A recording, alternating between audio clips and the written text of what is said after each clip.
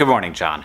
It's easy for us Americans to get caught in our bubble, especially when things are as weird as they are right now, but the rest of the world continues to go on, and in Brazil that means the government kind of totally falling apart in a way that makes House of Cards look frankly boring. When I asked about it on Twitter, Brazilians mostly sent me GIFs to explain how they felt, but I also got a message from a diplomat in Brazil who told me that Brazilians have a saying.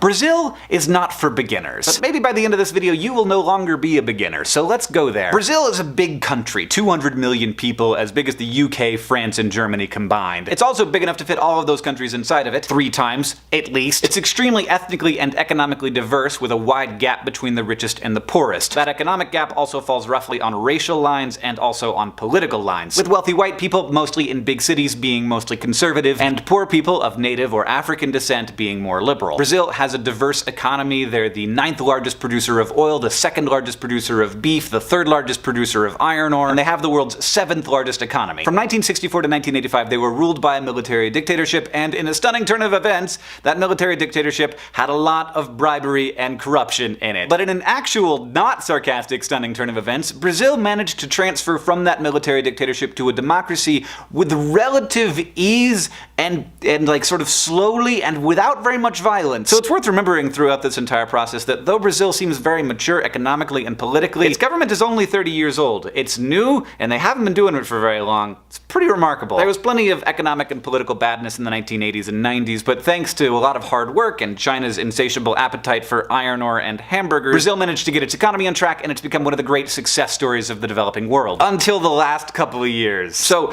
remember how bribery and corruption were really rampant in the old military dictatorship? Well, that's a difficult thing to take out of the culture of both companies and the government, and it has not been removed in Brazil. But over the last 30 years, Brazil has become more democratically mature, and somewhat unusually for Latin America, it has a really strong independent judiciary and a really strong independent police force. So the rock of Brazil's culture of bribery and corruption has come up against the hard place of its strong independent judiciary, and something had to break.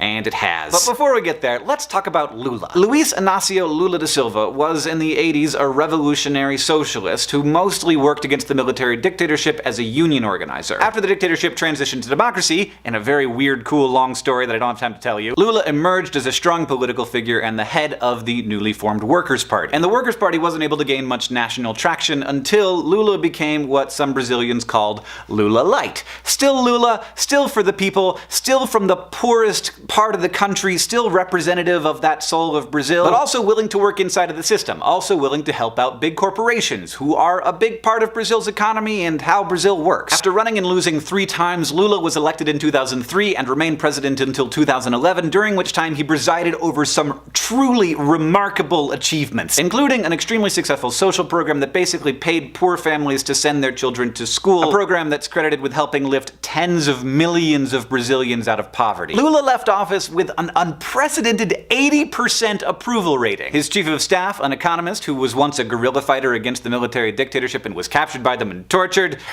amazing life this woman has had and continues to have, was elected pretty much as his successor because he couldn't run for a 3rd term. Now, Lula was almost never blame-free. In 2005, his government was involved in a scandal which saw members of Congress being paid $12,000 a month to vote the way that Lula wanted them to vote. But Lula was never directly implicated in the scandal, though several members of his government resigned. In Brazil, it has become so common for huge scandals to fizzle out without anybody getting in trouble that they have a phrase for it. They call it ending in pizza. And I'm not saying some Portuguese word that sounds like pizza, I'm saying pizza. Well, the days of things ending in pizza appear to be over. For a bunch of different reasons. First, because of the massive scale of the scandal, and yes, we're finally gonna get there. Petrobras is Brazil's only oil company. It's majority owned by the government and entirely controlled by the government. It's Brazil's largest company, one of the world's largest companies. It's responsible for 10% of Brazil's GDP and a lot of its government's revenue. And it spends, as you might expect, a lot of money on construction contracts. And it's maybe always kind of been the case that high-up Petrobras employees and the government officials who appointed them, because remember Petrobras is controlled by the Brazilian Brazilian government, would give contracts to construction companies that overcharged the government massively,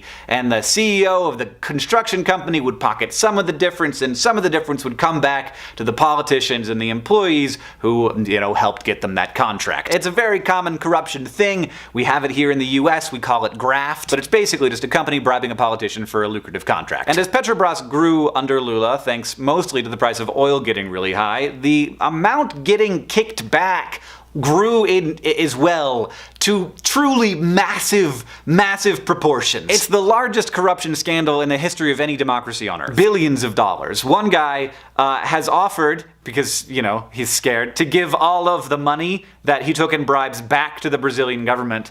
That amount of money is $100 million. One guy. Many people are going to jail.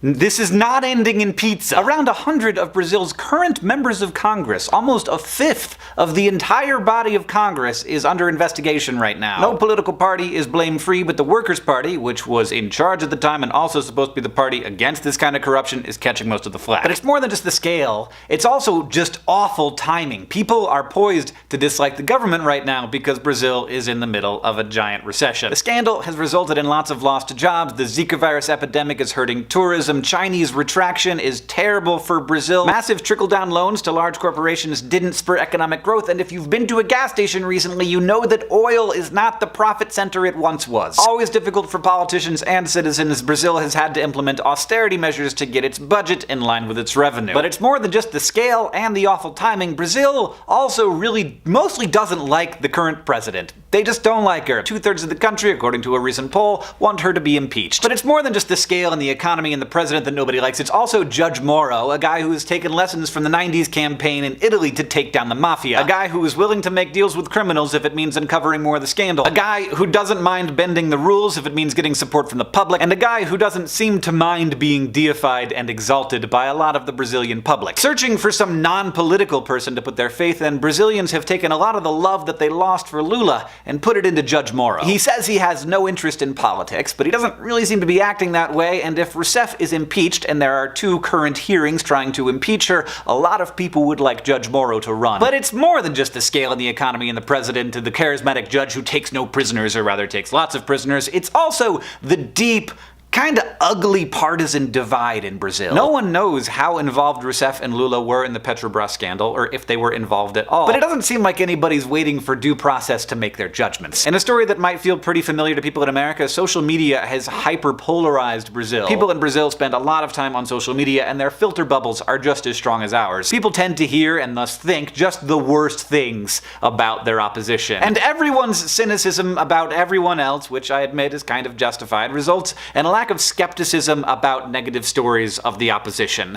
And I'm not saying this is a unique problem to Brazil. But like, when Judge Moro released a recorded telephone conversation in which Rousseff appeared to be telling Lula how she would protect him from prosecution, a lot of people thought, how could anyone still be supporting these people? They are so obviously corrupt. But a lot of other people thought, why is a judge taking this seemingly political action in making this recording public a mere 3 hours after it was recorded without due process? Lula and Rousseff say that it's just 100% partisan attacks trying to take them down and have the opposition parties gain political power. The opposition says that it's 100% just them trying to get to the bottom of the scandal. Even a cursory inspection, though, shows that it is definitely both of those things. In response to her plummeting approval ratings and multiple impeachment hearings, and also possibly to protect him from prosecution, Rousseff has brought Lula on as her chief of staff, and if that seems fishy, it's because it is. But also, the more conservative parties, some of them fed by classism and racism, are definitely using this as a political opportunity to gain power. Meanwhile, on the left, a lot of people are seeing the Workers' Party as way too centrist and obviously corrupt, and are running away from them toward the left, and that's just creating a deeper partisan divide inside of the country. But every major party is involved. 5 of the people on Rousseff's impeachment committee are under investigation themselves. Many of the most respected leaders in the country are not going to make it out of this unscathed, which means that it's going to be hard for Brazil to lead its way out of this problem. But it isn't just the bribery that's the problem. Paulo Maluf, who